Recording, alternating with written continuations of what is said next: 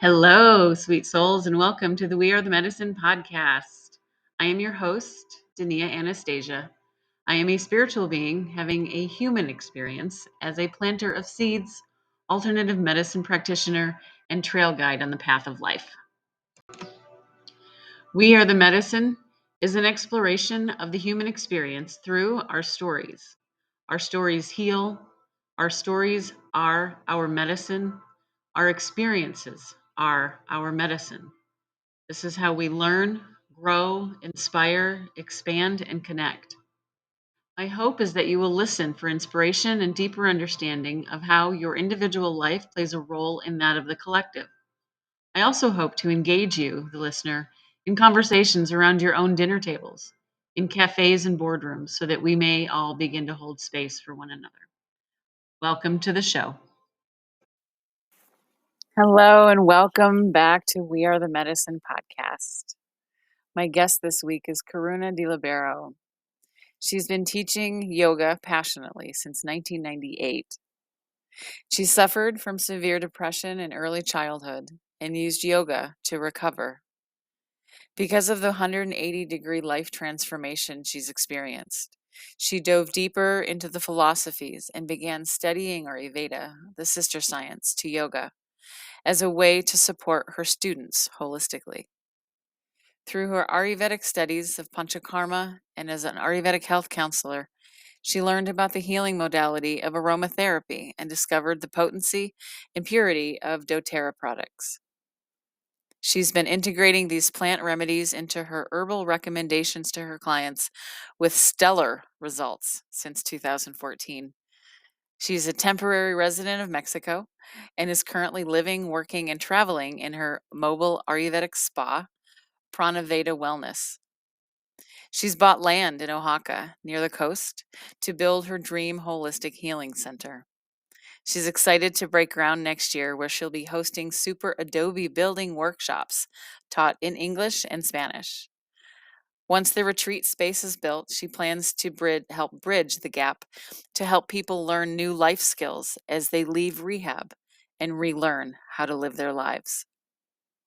As a lover of people, she is a natural networker, connector, social activist, giver, and holder of sacred space. She's been teaching classes, retreats, workshops, festivals, and private groups internationally since 2006. She is also a very true lover of nature, of animals, and alchemy.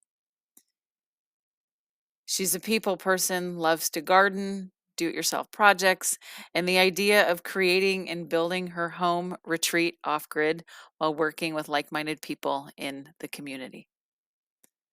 You can join Karuna in Punta Mita, Mexico on the Ayurveda and Aging Yoga Retreat. She's co-teaching with Ayurvedic Practitioner and Vedic scholar Peter Malakoff, October 14th through the 21st in 2023. Villa Ananda will be hosting in their private villa with traditional Ayurvedic spa, onsite pool, and suites on the Pacific Ocean. Together, Peter and Karuna will be working with each individual retreat participant to customize a diet and lifestyle program with tailored Ayurvedic treatments.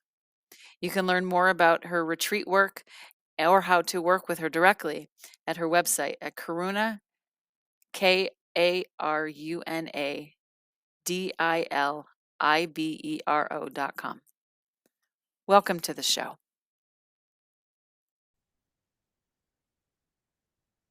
So my guest this week is Karuna DiLibero. Hello and welcome. She's joining us from Mexico, which is now her new home. So welcome, Karuna.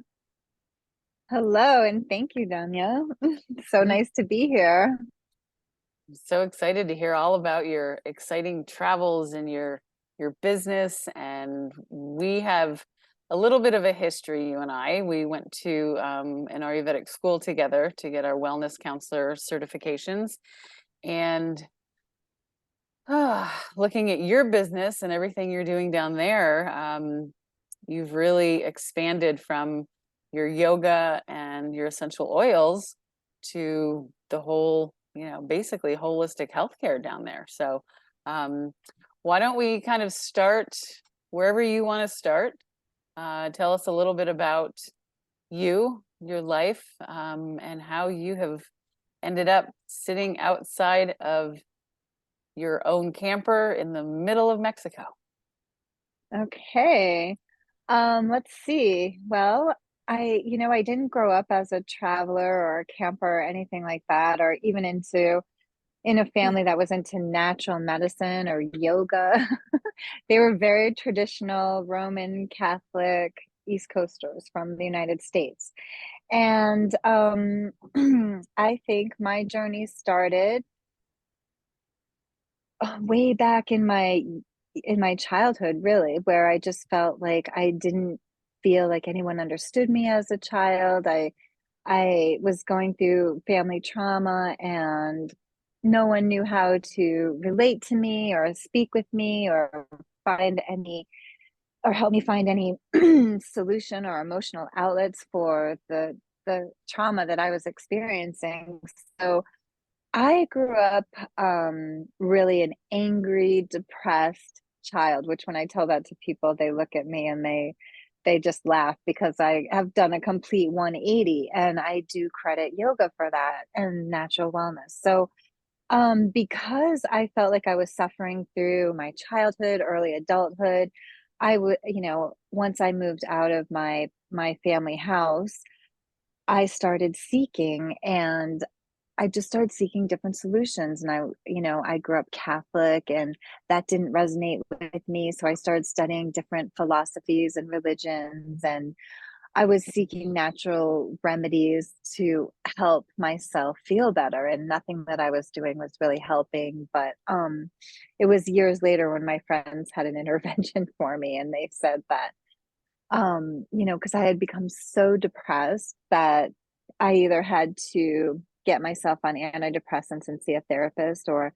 they wanted me to find a new place to live. So, it was just years of accumulated, unattended depression that really led me to the path of yoga, which is something that I'm so grateful for, really, because I don't know if I would have come to it in any other way. But I feel like it's a very karmic thing for me. So who knows? But really, I came to yoga for because of the stress reducing qualities, and because it relaxes your nervous system, and for all these things that we hear, all the benefits of yoga. And so that's what really got me into the practice. And so I've always kind of been out of the box.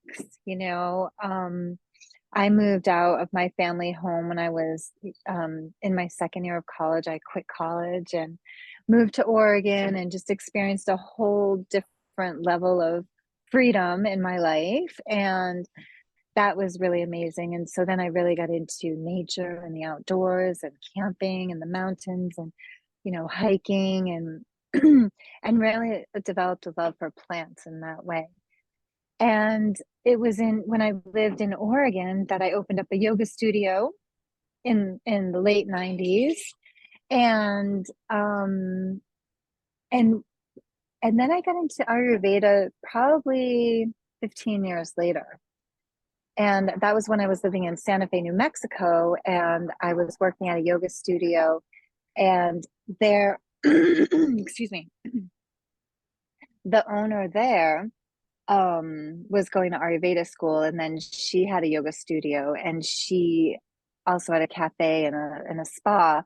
And I was just introduced to so many different Ayurvedic remedies and treatments, and I just fell in love with it. So that is basically my roundabout short version of how I came to yoga and Ayurveda. We have been living parallel lives. I don't know if we talked about this or not. School was so intense that even if we did, I probably had forgotten all of it. But aside from the Oregon thing, you can replace that with state of Washington, and we pretty much have followed that same path. Oh my goodness, I had Wow. no idea. So tell me real quick, what were the years that you were in Santa Fe? Because I will just Um, laugh out okay. loud if we were there at the same time and didn't know it. I got to Santa Fe in the winter, like right before Christmas, the winter of 2003. So I really consider getting there 2004, the beginning of the year, January. And I was there until 2012. Okay. I had just left when you got there. I was there Oh. from 97 to 2001 or something like that. So, yeah, more of those dishy stories for another time. Yes, I know. Well, our paths didn't cross for for no reason. And so, yeah, do you find now that, I mean, obviously from just seeing your lovely face, and hearing you and watching you over the years, you've you've found your calling, I think. You I don't have Yeah. any searching really to do when it comes to that. No, absolutely not. I feel so blessed because I was never one of those children who grew up knowing what they wanted to do. I remember these kids that I went to school with in elementary school, and they're like, I'm going to be a doctor, I'm going to do this, and I'm going to do that. And I never knew. Even in college, I didn't know. And it wasn't until I left college, moved to Oregon, and was introduced to a whole, like I said, a whole different reality. It's like the country is yin and yang, from one coast to the other. So Mhm. that's where I have some friends there who introduced me to yoga by inviting me to a yoga class. And I have to honestly say, I did not like it at all. It was a Kundalini yoga class. Uh-huh. And I had so much anger stuffed down in my body that I didn't even realize that when I came out of that Kundalini class and she asked me how I felt, I said I felt so angry that I felt like I wanted to punch someone in the face. Not that I ever would, and I never have in my life, but it's just that feeling where you just feel so angry. And it took me a while to go back. Actually, I didn't go back right away because it was so intense for me and I really didn't understand what was going on, until I started Yeah. reading about it. And then because I like to do a lot of research on things, so the more I started reading about it, I realized what was going on with myself. And then I'm like, okay, let's go back and give this another try and move through my shadow side, and try to reestablish some sense of equanimity in my nervous system, and recalibrate different connections in my mind, and just reset. So I kind of dedicated myself to it after that, Well, although not Kundalini. right. Well, Kundalini yoga was my first introduction to yoga as well when I was in Santa Fe. Uh-huh. So I'm curious, because you have the full range of exposure to, um, yoga and its practices and its ability to lift us out of the spaces that we find ourselves in, sometimes right literally in the middle of a class. And I know for a lot of my listeners, it's something that they feel they have to be a certain way. They have to already have things figured out, to actually go take it, right? So could you talk a little bit about what you would tell someone who maybe was in your situation now, what you were in years ago? Like, what would be the most optimal type of yoga for them to maybe start practicing or researching, or, if they have this trauma or this depression or anything in their life that they need a little more help with, that yoga can help Hmm. them with. So where would you steer somebody? That I feel like that's such a hard question to answer, honestly, because my initial thought is like, just get yourself to a yoga class. Any yoga class. I mean, if you're depressed and you can get yourself out of bed, out of your house, into your car, or to a yoga studio, you've won the game for the day, Agreed. So any class I would recommend, as long as it's supportive to you. And that's where Ayurveda comes in, along, because everyone is so different that we all have different needs. And it depends at what stage in our life we're approaching yoga practice as well. So for instance, when I first started yoga, I was, I think, 24. So here I am as a young woman with so much anger. I am I'm highly energetic. I've got like lots of energy, but I need to recalibrate my system. And I could not meditate to save my life, because a lot of times when you are depressed, the last thing you want to do is sit in silence with your own thoughts. So when I got into yoga, like I said, I started with that Kundalini class, but I didn't stick with Kundalini because for me, that was too much of an intense experience. Like for me, it just brought up too much too fast. Yeah. So I had to find another way, that worked for me, because that at that stage in my life, I felt resistance to, and I didn't enjoy going to the class because I wanted to feel good, and it brought up so much emotion in me that it didn't make me feel good. I would leave the class angry or crying, because I went back to a few classes after that. So what I did was, at that time, it was in the, let me think about this. Let's go way back. I think it was in the early to mid 90s, right? When I'm in my early 20s. And so that's when step aerobics was really hip and key. So I worked at a gym, and I had some girlfriends that I went to step aerobics too, because I had to get my body moving in some way. And this is before I found a yoga class. And so I worked at this gym, and they wanted me to actually teach aerobics. And I just laughed, because I was like, are you actually watching me in the back of the room? I'm like 4 steps behind. My face is tomato red. I'm dripping sweat, and I can barely talk. There's no way. And I have stage fright.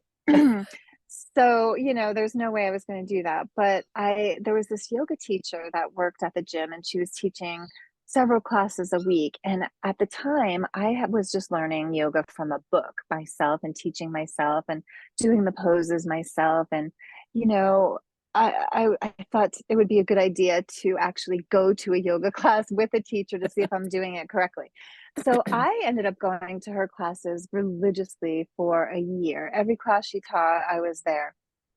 And then she asked me at one point if I wanted to do a 6-month yoga teacher training with her. And I looked her right in the eyes and almost laughed, because at that time, I'm young, I'm in my 20s. I mean, I used to party when I was young. I used to do, lots of things, let's just say, and drink a lot of alcohol. And I looked at her and I was like, there's no way I want to teach yoga. I'm doing this for me. And so she just rephrased it, and she said, well, why don't you do a 6-month yoga immersion, and learn for yourself? And I was like, that I'll do. So I studied with her one-on-one for 6 months. And, she introduced me to all the different traditions and forms of yoga. And I had no idea. I mean, I'm coming in as someone from the East Coast, from a Roman Catholic Italian family. And, my grandma's still speaking Italian. So I have no idea about India and what's going on in that whole philosophy of life over there. And so when she introduced me to all these different traditions, each week we would do a practice from a different tradition. Like we'd do a Shivananda yoga practice, an Ashtanga yoga practice, a Jivamukti practice, or, Kundalini, or, whatever. And so at the time in my life, what really resonated with me was Ashtanga yoga. And why? Because it was number one, super physical and dynamic, and you're moving one breath per movement. There's a series that you learn that you don't have to think about. So once you learn that, you're good to go. And because it is such a physically demanding practice for me at the time, it gave me no time to linger in my mind and be like, Mm. poor me, wow, wow, wow, for all my things that I was suffering from. So for me, that really worked for me at the time. And I was super dedicated to Ashtanga for, I would say, daily for 12 years. Went to India. I had the blessing to study with Patabi Joyce, the guru of Ashtanga yoga in India in his hometown. And have that whole experience and live in India. But as I age, as I started to get older, and like I said, it's a series that you're doing all the time. So if you're doing these repeat exercises every single day, pretty much for 12 years, you can definitely create some wear and tear in your body. And because you're not doing, I mean, I wasn't someone who's really physically athletic and who's doing lots of other forms of exercise besides like living outdoors and going, just doing all the outdoors activities like hiking, snowboarding, kayaking, things like that. But I'm not like someone who's going to go out, although I did run for a while, but that started to bother my knees. But I'm not someone who's going to go out and like lift weights or go to the gym.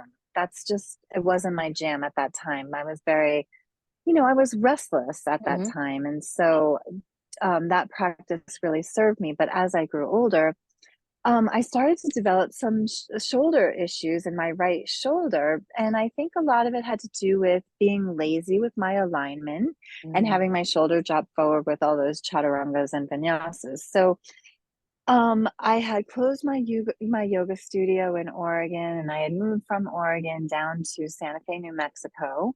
And that's where I was introduced to Anusara yoga. And Anusara yoga, I feel, is the feminine version of a yoga practice to Ashtanga's young Mm. energy, because Ashtanga is so young. And if you read about the history of Ashtanga, it was created for prepubescent boys to burn off their testosterone. And Yes. here I am now in my 30s, and I don't need that. So, Anusara is an Iyengar based form of yoga that's really heart centered, and they always have themes to their classes, so it's very poetic. So it engages more of a pitta mind where you can kind of really think about it and really feel that sense of joy in your practice. Whereas I felt like with Ashtanga, for me personally, and this is just my opinion, I'm not dissing Ashtanga because I absolutely love the practice and still integrate parts of it into my own practice today. But for me, it started to become too militant feeling. Mm. And with Anusara, it was very free flowing, like I was saying, very feminine, goddess orientated. And that I felt was more that I needed. And they also focused on more of the alignment, like Iyengar yoga does, and energetic loops in the body.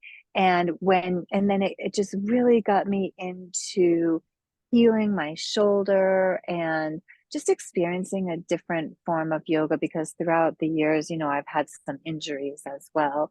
Mhm. Um, you know, so I've had to work around those as well. Yeah.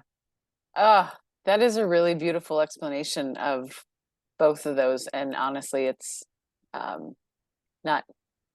It is. It's news to me. I didn't realize how different they really are. So thank you for that. Thank you for helping my listeners Yeah. understand that a little bit more. Yeah, so I just feel like if you're going to start a yoga practice, consider your age, what your energy levels are. Like, do you have an excess amount of energy that you need to burn off, or do you need something more restorative?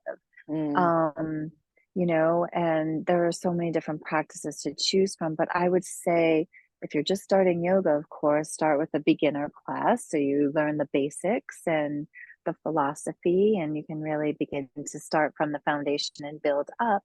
And then just start yoga shopping around, like I did, and just start looking into different classes, studios, teachers, and feel what resonates for you, because when something feels good for you, then you're going to keep doing it. I mean, it doesn't feel like a chore. For me, I just couldn't wait to get to yoga class every day. And that transformed my life because, like I was saying, I was really into substance abuse and drinking a lot of alcohol. And, you know, that is having a hangover is not conducive to your morning yoga practice. So I find that, in Ayurveda, we teach a lot of lifestyle skills and practices, and the idea is to supplement people's lifestyle. So we're not trying to take away anything, so for instance, I was supplementing my partying with my yoga practice. And so for me, at one point, my yoga practice started to outweigh the partying. And so I started to give up that partying and give up the lifestyle and, giving up the friends and the drinking and doing drugs. And all of a sudden people are like, what's wrong with you? And you're kind of in no man's land. But then, you have this whole other community of healthy people that are dedicated to their yoga practice as well. And so, I love that saying, we are the sum of the five closest people that we surround ourselves with. So, if we surround ourselves with healthy people who are active and, working on themselves and trying to do their best, then I feel that I'm encouraged to do that too. So I just felt like for me, it was a gradual but easy transition. It wasn't like something that happened overnight. So it's not an overnight fix for someone who has depression. Like I would say, it took me a good couple years to have develop a daily practice and really drop in for it to really, for me to feel like my life just took a 180-degree turn. Yeah. I mean, I'm trying to think of how long it actually took, but that doesn't matter because, again, I don't want to put a timeline on it because everyone else is on their own timeline as well. It doesn't matter how long it takes. You could have a relapse and then drop out of that and go back to old ways. And then all of a sudden you're like, you know what, this isn't working for me. And I miss my yoga practice and feeling good and waking up with a smile and actually opening my curtains and being happy that the sun's shining in the morning instead of like pulling the curtains over my bed and wanting to cry. Mm-hmm. Mm-hmm. You Oh, know? it's so nice to hear. It's just so nice to meet you in this space again.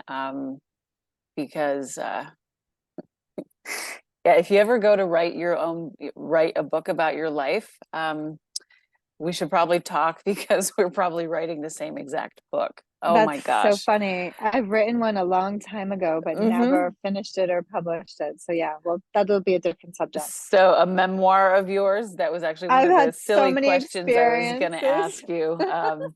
What would be the title of your memoir? Do you know right now? Yes. Oh yeah. Yes, I have a name for it. It's called Don't Anyone Take It. Just kidding. It's called Namaste from the Inside. Oh my God. Oh, I felt that. That's beautiful. That's really beautiful. Hmm. And the Yeah. inside doesn't necessarily mean what you think. Right. Right. Oh, yay. So you're in Mexico. Tell me what Oh, it's like living your misadventurous, fabulous life. Mexico, even though it's a bordering country to the United States, it's a totally different world, It's here in Mexico, I feel free here in Mexico, actually. And so I'm really enjoying that freedom. And the reason why I bought my RV and decided to drive down in Mexico is because my goal was to find land and start my little homestead and build an Ayurvedic Panchakarma yoga retreat center and really just offer Ayurveda at a lower cost for people and make it more available for people as well. And word on the street is you found some property. It's true. I did. I found some property last year in Oaxaca. I bought a couple lots, and yeah, I'm gonna go down there in November. So I'm gonna drive my RV because right now I'm up in Jalisco, Nayarit area. So on the west coast. Okay. And I'll be driving down to Oaxaca, and I bought land just south of Puerto Escondido, and it's an 8-minute drive from my land to the coast. And if anyone knows me well, they know that the beach is my happy place. So even though I cannot hear the ocean waves from my property, I'm so close to the beach, and I'm really grateful for that. Oh, I'll bet you can smell it from there, though. Mm. Yeah. Well, I'm just Mm. gonna have to. I finally got my passport. Finally. Oh, good. Yeah, Yeah. come down. So I'm You'll gonna have definitely to have to make. come down. Oh, I'm coming down. I'm coming Okay, down. good. Yes. Next year, I am coordinating.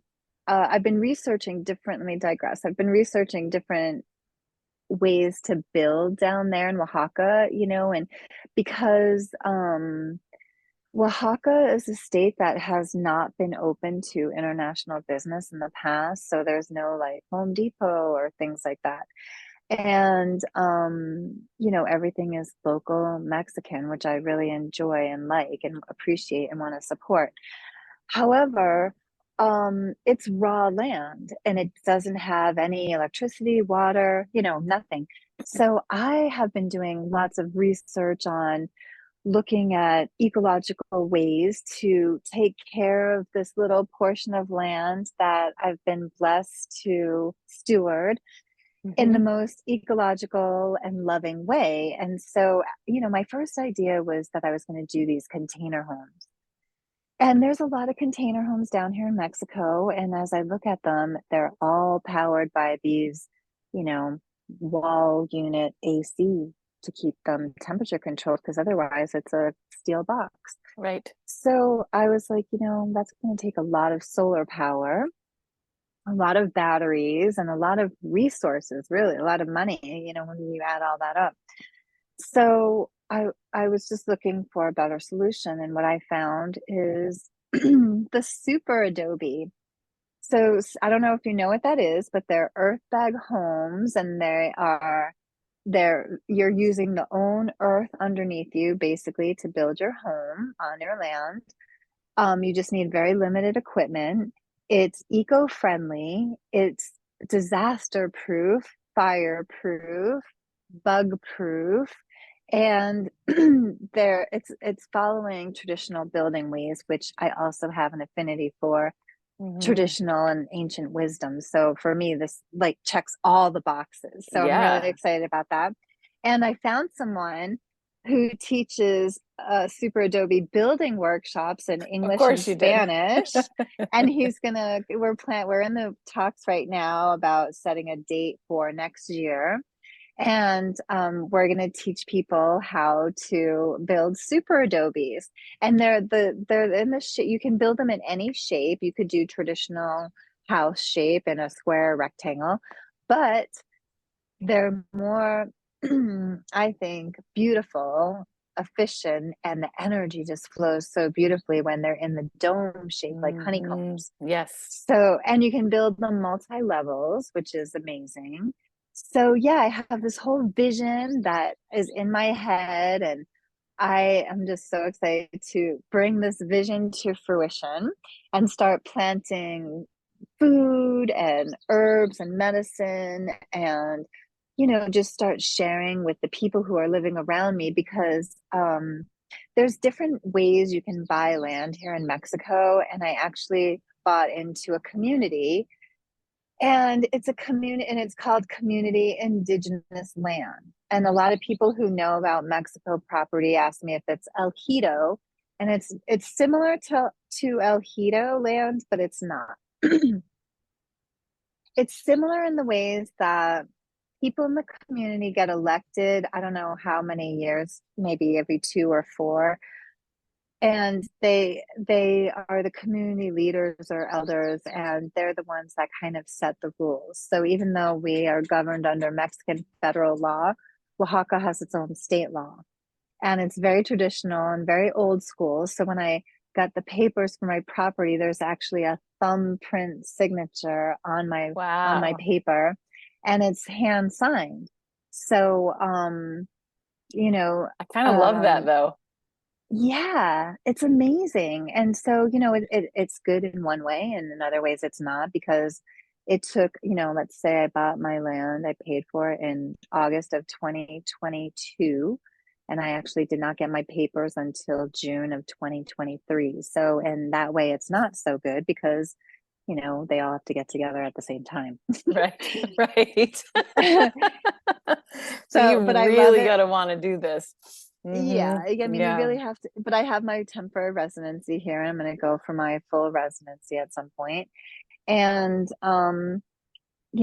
this community, I asked if I had to pay taxes on the land, and I don't have to pay taxes, but because I'm in a community, once everyone's houses is built up, then in Mexico, they have people who drive around in trucks with loudspeakers on their trucks and speak in Spanish, of course, because we're here in Mexico, and they'll be looking for donations for the community. So Mm. say it's December 12th, and it's the Virgin Guadalupe's birthday.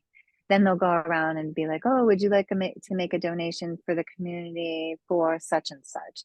So you can either give food or money or a blender or things like that. Or they'll say like, okay, we're this such and such day, we're going to have a beach cleanup day, come down and join us. And that's like paying your taxes. So for me, Wow. it couldn't feel like more of a dream, because I feel like instead of paying into a system that that I don't always agree with the agenda, I am paying into my community and the upliftment of others. Oh my God. So Oh my God. I am so in love with this already. Wow. yes, I'm really excited. So, there's another guy down in Puerto Escondido is a super adobe builder. So I think we're gonna do it in stages. So my goal is to bring people together because I'm a natural networker. And just my goal is to remind people that we can live in luxury. We don't have to give up our luxury to live amongst nature and naturally without harming nature and abusing her and like constantly polluting the environment around us. So that's one of my goals. I love that goal. I love that goal so, so, so much. And you're right. I think that it's a weird stigma, and it might be just a United States mentality kind of thing. But I think that people do feel like they have to give up stuff to live off the land, to live off the grid. When I was living off grid, it was some of the best time I ever had. I did not have running water. I used rainwater catchment. I did not have a flushing toilet. I actually had a Home Depot bucket that said, let's do this, right? I've And seen those. I didn't care. I loved it. I loved it. We had solar power, and when the solar power ran out, we went to bed, and like, you know what I mean? Like, so, but I never felt like I was lacking anything. And I was really, being the steward of this property. So I totally feel that. And I applaud you for taking that to heart and to really living your truth. I love watching my sisters live their truth. Oh my God. Thank you so much. Yeah. Another state, that's just like phase one. And then phase two, once I'm up and running and can actually receive clients and people, I think that there's a real need for people, um, for a place for people to live. Um, Hello. my my cat bunnies popping through Beautiful the screen here. cat. Yep. I think there's a missing link in the addiction and recovery program. And I Yeah. think that when people actually detox from whatever it is that they are addicted to, I think the problem is with such a high relapse rate. I think that 80% of people relapse, at least once, if not several times, before they really give up their addiction. And I think that's because they're just sent back home, back into their old ways, with their Yes. old friends. And like I said, Yes. we need to teach people new ways. So I love to teach people Ayurveda, which is basically teaching people new lifestyle skills that are applied directly to them. And so I would like to have a program where I can offer people to come and live after their detox program and learn how to either build, super adobes or whatever project is going on the property at that time. But, more importantly, how to tend a garden, how to grow food, and how to harvest that food and actually transform all that raw produce into a beautiful meal. And I think a lot of people do not know how to do that. Or, I think a lot of the traditional ways have been lost, like canning and, drying or preserving herbs, like, food preservation, basically. And also making herbal medicines and using plant medicines. So, and I think when people are busy and they're actually doing physical work and they have their mind occupied all day because, living off grid, there's always something to do. And even though nowadays there are more and more systems in place that are making it much more easy for us, like I saw this solar system that actually generates drinking water from the air. So I'm looking into that as well. But yeah, I want to have a program that's like the missing link and, kind of like a 12-step yoga and Ayurveda and aromatherapy addiction recovery plan. Yes. And at that Yes. same time, that they're doing all of this work and living in this lifestyle, like, teaching them in the morning, okay, that we're going to do our yoga practice and, chant our mantras and do our pranayama and say our prayers and do our dinacharya practices. And then, also give people specific treatments that they'll need to help them relax their nervous system, because as we know, there's so much trauma behind addiction. So so we're really going to go to the root cause. And I think that really integrating that spiritual aspect into people's life is also the missing link. So I just want to be that space that just kind of brings it all together, because I feel like that's what saved my life. Yes. Yes. Again, 15 years sober myself. So Congratulations. yeah. It's amazing. And when Super I amazing. did, I had to, just like you, the people that were in my circle, um, Hmm. well, what's wrong with you now? Like it just, Exactly. everything Yeah. stopped. And I I got a lot of realized that. I was, uh, I didn't fit. I didn't fit anymore. Hmm. Thank God. And then Yeah. I moved home and hung out with my parents. I got to spend, the last 6 years of my mother's time on this planet with her that I wouldn't have had. And Hmm. I got to experience marriage and the building and business and divorce and all those things. But I cannot applaud this enough because I think you're absolutely 1000% right that we put so much pressure on these systems that we have in place, especially here in the United States, of the recovery. And then we say, congratulations, you're done. And then that's kind of it.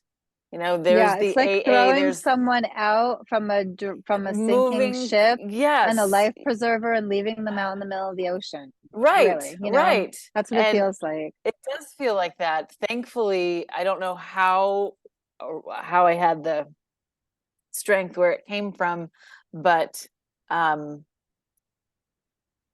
thankfully I have never had a relapse. I've never even been interested in the relapse because of the way that it all unfolded at the very end for me. And I just know that I literally live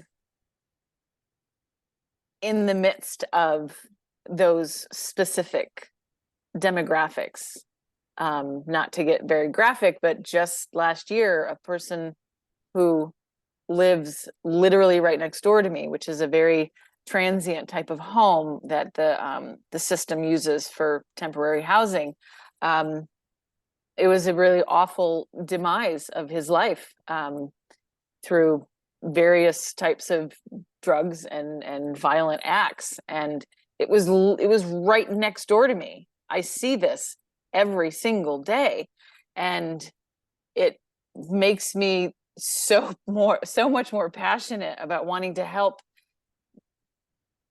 them. But I knew at the time I couldn't have helped them unless I helped myself, right? And so now that it feels like both of us are in this amazing open-hearted space to start welcoming and bringing in the human beings who need this the most. Like, I get really passionate about this, and with people who have experienced it, firsthand that it's not a make a quick decision and it's done. Like, and I know a lot of people out there who have family members who are struggling on a daily basis with this. And Me too. we need one of these. We need one of you on every street corner, just next to all of the yoga studios, and all of the yummy support. Like, I'm envisioning when people come to your recovery oasis, they're not just there to reintroduce themselves into society. They're still figuring out their own stuff. And working with your hands in that way, it's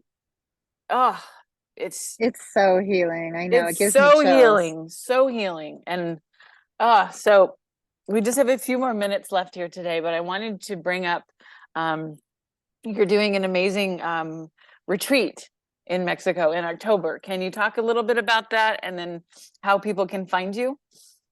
Yes, and before I do, I just wanted to say really quick that phase 3 is exactly what you're talking about. It's linking arms with other studios, organizations, teachers, therapists, Ayurvedic practitioners to do a similar program, and really spread this out because it's so needed. I mean, I have a friend whose son I watched grow up from 2 years old. I met him, and now he's 24, and this is his third time now through rehab because he's addicted to fentanyl. So it's real, it's close. I'm sure that when you look outside or you look in your friend circle, anyone who reaches out 6 degrees of separation knows someone who is dealing with someone who's either addicted or a family member is. So Or trying to yeah, so maintain that sobriety. exactly. So, we can all help each other in that way. And I really feel that that way is coming back to community and simplicity, the holistic ways, and really reestablishing that tribe and coming back to ritual, which is one of the reasons why I love Mexico so much, is because there's so many elders here who can teach us rituals and how to work with medicine and work with ourselves and heal on a really deep level. So I'm so grateful because I feel like this is the perfect space for it. And the yoga retreat that is coming up in October, it's called Ayurveda and Aging Yoga Retreat, and I'm co-teaching that with Ayurvedic practitioner and Vedic scholar Peter Malakoff, who's lived in India for 10 years from I think 2008 to 2018. And I had the blessing of meeting him here in Mexico in Ajijic, which is where I am now, just on Lake Chapala, just south of Guadalajara. And he lives here now. And he's 71 years old, and he moved to India, from India to Mexico with his partner to retire here. And he is a fountain of knowledge. He's a storyteller. He's originally from New York, and he's Jewish, and I just relate to him so well. He tells the best stories, and we just laugh so much, and he's become like a big brother to me. And so he and I complement each other so well, because since he is so full of the knowledge, he's like the Vaidya, the teacher, the one who is established in all the teachings. And I'm like the Bishak. So I'm the one that's doing the hands-on therapies. So this retreat is a really unique and rare opportunity to experience Ayurveda, not only on an intellectual level, but also in an experiential way. Because when people pay for their retreat in full, we send them a 16-page Ayurvedic intake health form. Mm-hmm. And we invite people to sit and really answer those questions in the most depth that they can, because we're trying to get an idea of how people are living their daily life. Like, what are you eating for breakfast? What are you eating for dinner? When are you eating that? How do you feel before and after? And I mean, it is so detailed. So we invite people to take some time with it, at least a week. And then they're going to send that back to us ahead of time so that we can basically have an idea of what we're going to give them for their program. And then we're going to print up a booklet for them with their specific diet and lifestyle protocols. Then when they come to the retreat in person, Peter is going to meet with each of the guests individually, because there are things that you can't see just from a piece of paper, or having even a Zoom meeting or something like that. Like, you want to take a pulse reading. You want to see people's tongue. You want to see how they walk in and their gait and how they carry themselves and what their demeanors are, their expressions. This is what I mean by the Mexican speakers. They go, this is they're selling we can't gas even right hear now. it. That's so funny. Oh, okay, good. I'm glad, because it's really loud. Okay, so then, because we're gonna know ahead of time, or know what people's needs are, then I'm gonna know which treatments to give them. And there's a traditional Ayurvedic spa on site. It's in a private beach community, so it's gated and secured, because I know some people hear things about Mexico, but I want people to know that don't listen to the media when it comes to Mexico. I mean, yes, of course, bad things happen everywhere, but this is a really loving country full of people that are totally willing to help you out, even if they don't know you at any time of day. It's amazing. I really love it here. And then we're going to teach people dinacharya practices. We're going to teach people, there's not going to be any meat, fish, chicken, or alcohol, no caffeine. So, we're going to have we're going to send people a protocol so that people can, start to detox a little bit and eliminate some of those things before. So good. Yeah. And then we're right on the ocean, and most of the rooms are ocean front. So it's such a blessing to be able to go to sleep and wake up to the sound of the ocean. And if people are afraid to swim in the ocean, then there's an on-site pool as well. And so how can we find you? How can people find you and read more, or at least contact you? You can find me from my website, which is my name, Karuna DiLibero, which is spelled Karuna, and my last name is spelled DILIB as in boy, ERO.com. And then it's just /retreats. Or you can just go to .com and just look under my yoga tab. Okay. Yeah. That'll be in my show notes too. So, wow. And that's October 14th through the 21st of this year. Yeah. So coming up fast. Yes. Coming up really fast. I'm really looking forward to getting back to the beach. Oh, Karuna. I cannot Whenever I have these interviews and conversations with people, especially ones that I've known but I haven't spoken with in a while, I really have no idea where it's going to go. And you've kind of blown me out of the water a little bit today, with the parallel path, and I'm just so excited for you. I am so Thank excited for you. you. Thank you. Me Yes. too. I'm really excited to see what unfolds because, I mean, I feel like I'm just one match starting the spark, and it's going to start this huge spreading of that healing flame, that I mean, so many people will get involved, and who knows what direction it will take. So I'm really excited to see how it all unfolds. As we know, life is a mystery, and we are so blessed to be a witness to it all. We are, and the abundance is around every corner, and the possibilities I know are just it's just limitless. What's possible. I mean, oh, bless you so much for all the work that you're Oh, doing and are going to thank you be so much. bringing more of to this planet, Thank from you. one flashlight to another. Exactly. Yeah. Thank you so much for having me here. It's been such a pleasure to talk to you, and I look forward to talking to you more. Yes. Oh, I'll definitely be having you back, and we may, who knows, maybe we'll do a live podcast next time I see you. Oh, fun. Okay, I'm All up right. for it.